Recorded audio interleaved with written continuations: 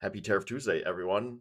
If you haven't seen the news yet, Jim Beam is pausing all of their work at their main distillery in Kentucky.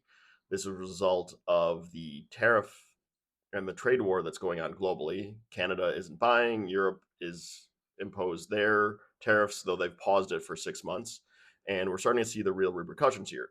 That plant in particular employs about 1,000 people, and while they haven't announced layoffs yet, those people will likely not be getting wages, or the majority of them will not be in the near future. In other news, the de minimis exemption that was closed earlier this year, that is the import tariff that was avoided for anything under the value of $800, was closed early this year to support the trade war and the tariffs. That closure has resulted in daily imports going from 4 million to 1 million a day. Now, we haven't seen or heard what the job losses are around that yet, but as a result, the US taxpayer, has now paid $1 billion in regards to that activity. But we also understand with that drop in demand, we're not spending as much. People in the US are now seeing UPS and other delivery services charge the tariff fee once the packages arrive, and they are furious here when those come in.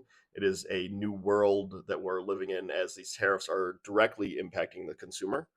And as a result, some people are trying to dispute or send these packages back, which these companies have already paid. So it'll be interesting to see when these earnings calls hit as to how much these companies have really started to pay, as that tariff is getting passed directly onto the consumer for these smaller imports.